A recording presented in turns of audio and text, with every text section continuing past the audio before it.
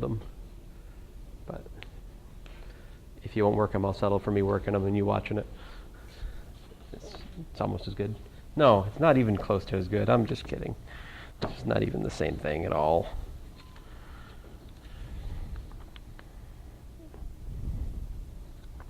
Oh. Here. Let's do number 19 and then we're going to call it a day. Sound like a plan? So 19, we're supposed to see if we can't find the potential function for x squared inverse sine or arc sine of y, comma, x cubed, golly, over 3 square root of 1 minus y squared minus the natural log of y. And the question is that the potential, is that a gradient? Is this function, is this vector field conservative? Is it the gradient of a potential function? If I differentiate the x component with respect to y, I get x squared over the square root of 1 minus y squared, because that's the derivative of arc sine. If I differentiate the y component with respect to x, I get x squared over the square root of 1 minus y squared. So the exactness condition is met.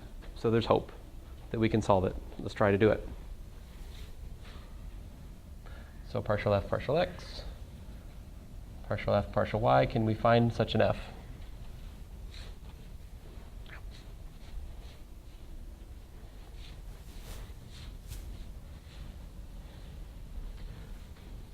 Can I tell you a dirty little secret? Here's the secret. I don't really use this thing I've been telling you today. When I solve these problems, I just guess. 1/3 x cubed inverse sine of y.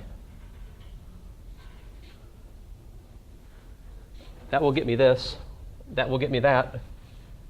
To get a natural log of y, what differentiates the natural log? Oh.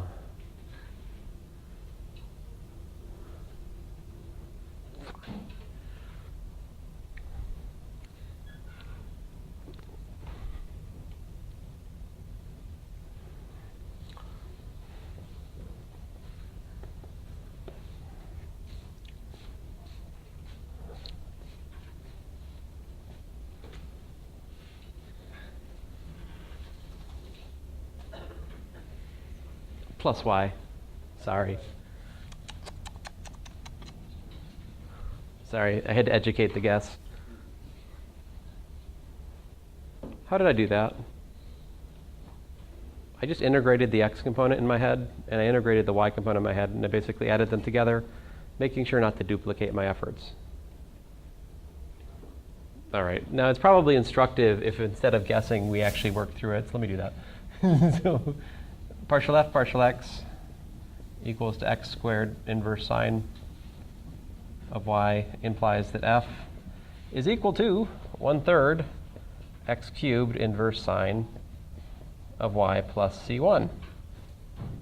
Of what? Of y. You plug that in.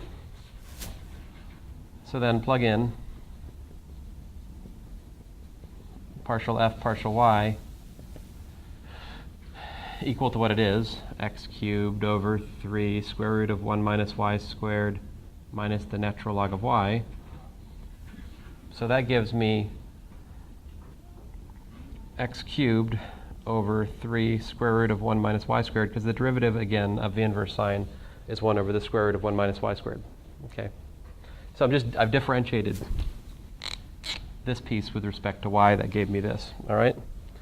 And then plus dc1 dy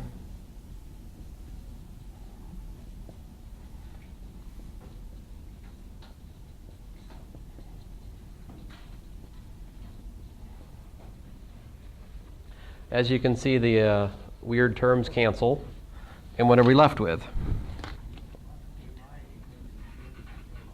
All right, dc1 dy is equal to minus natural log of y, which of course tells me that c1 is equal to minus the integral of the natural log of y dy.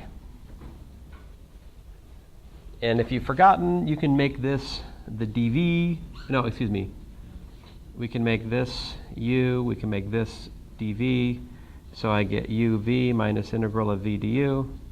There's a minus I'm neglecting. So let's see here. Minus my u is natural log of y. My v is y.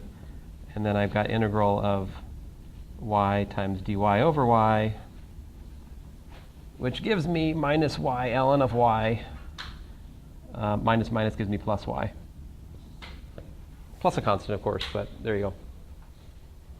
And then you plug that back in,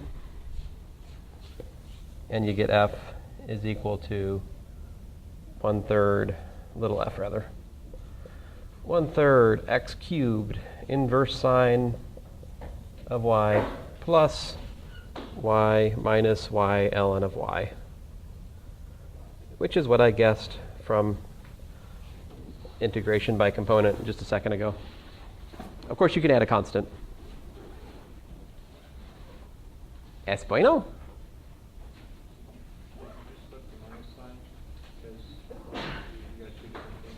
Yeah, I don't know. I like to write the. I don't know. It felt more right to write it that way. I could be wrong. I don't know. What are you guys doing over break? Anything interesting? Anybody going to Disney World? I'm just checking. It's my plan. Once this semester's done, I'm going to Disney World. Yeah, that's the time.